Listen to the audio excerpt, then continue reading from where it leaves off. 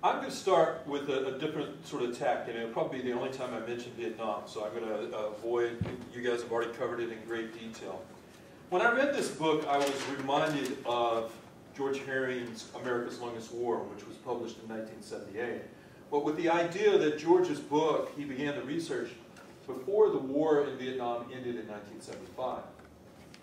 It's now in the 4th edition that came out in 2002, and we discussed earlier in an earlier panel whether the 5th edition will ever come. We do not know. But one thing that I thought was important about Terry's book as opposed to that is I do think it's going to become the standard by which other books on the U.S. involvement in Iraq and Afghanistan will be measured. And I think that is a great compliment to be compared to George in this case. Of course, I'm biased, being one of George's former students. But what I think it establishes, and I'm not going to go into great detail because David have already done this, I think it's going to establish the traditional interpretation of the U.S. involvement in Iraq and Afghanistan. In that, two things I think stand out. One is it's a two-part war. There's the war in Afghanistan, which has been noted, most Americans as well as most historians accept as a war that was needed at the time in order to try to strike back at the people who had perpetrated September 11th.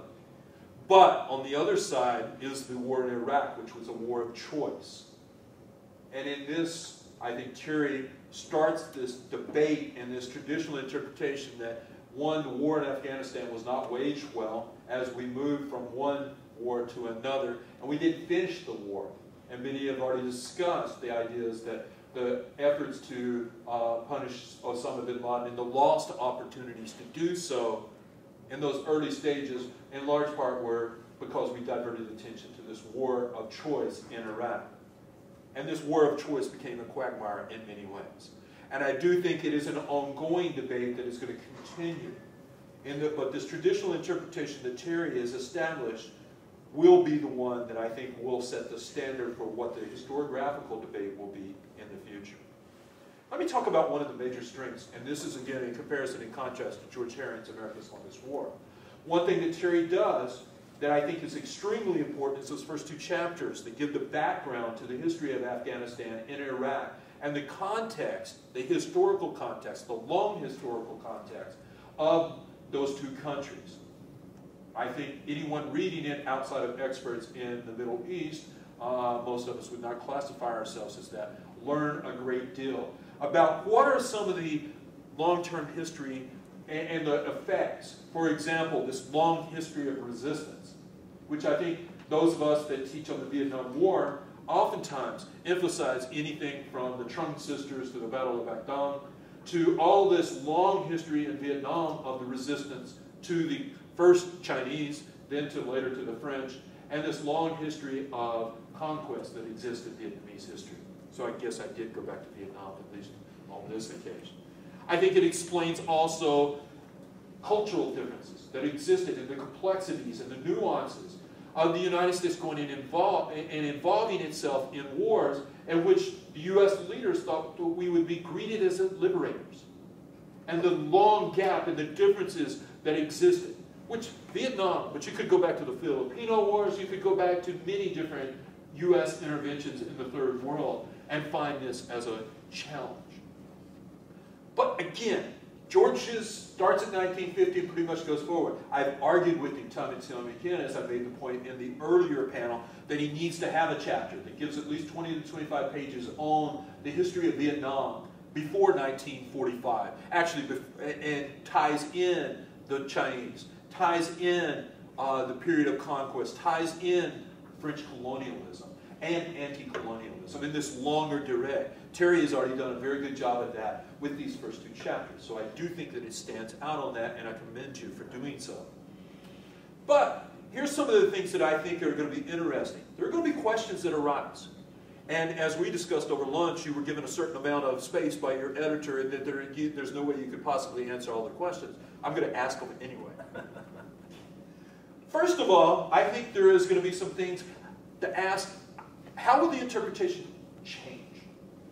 And as I noted in the panel before, in George Herring's book was published in 1978, and the reality with all the volumes of work that have been produced on Vietnam, the interpretation has shifted very little.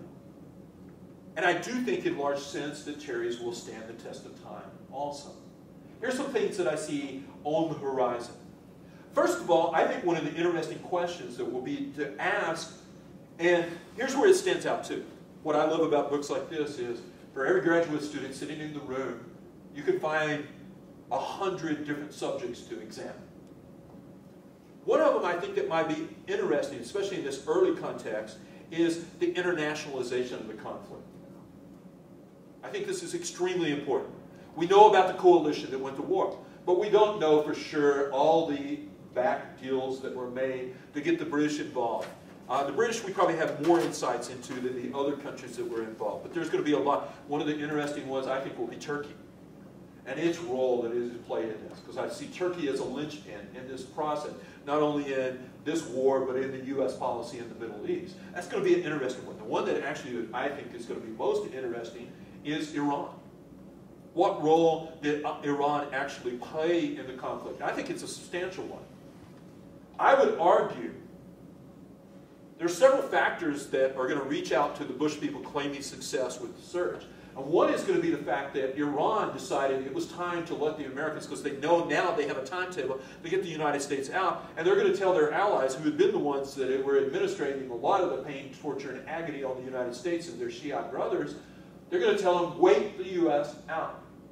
You know, if I would have been sitting there, and common sense to me tells, if I'm an Iraqi insurgent, and I have a choice of waiting 18 months to fight, do I fight the Americans with Bradleys and F-16s flying overhead or gunships, or do I wait till the Americans leave and take on my neighbor who may have an AK-47?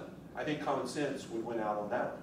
But I think the Iranians are behind the scenes. We hear periodically this argument that the Iranians are arming. Duh.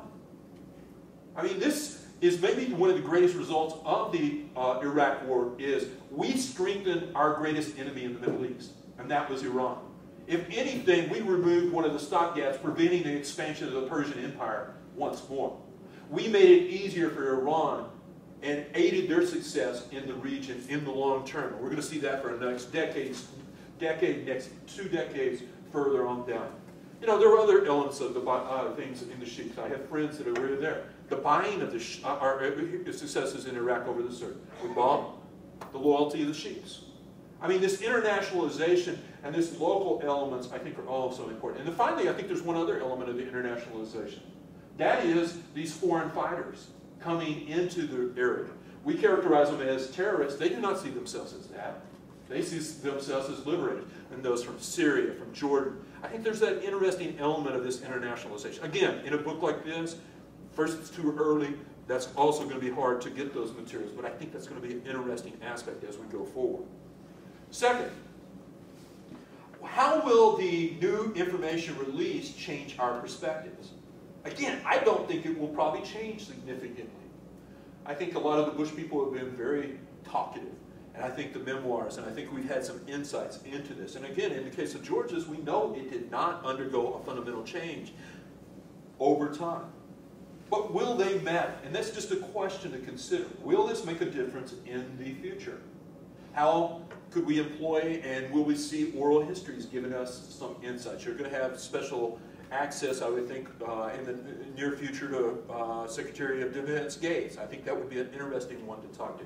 I think there's a lot of very interesting people, and I know you've specialized in oral history, and that there are going to be some great opportunities there. Third, how did the local situation shape the conflict?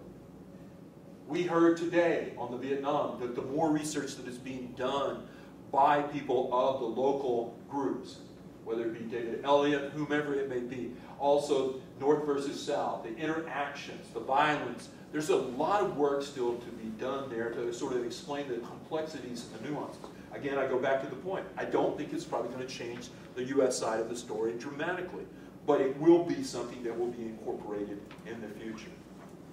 Fourth, I would like to see, and again, as we discussed, and we all have dealt with editors, more emphasis on Afghanistan, because I think that question, when you finished this book probably 18 months ago, was not nearly as central as what it has emerged today.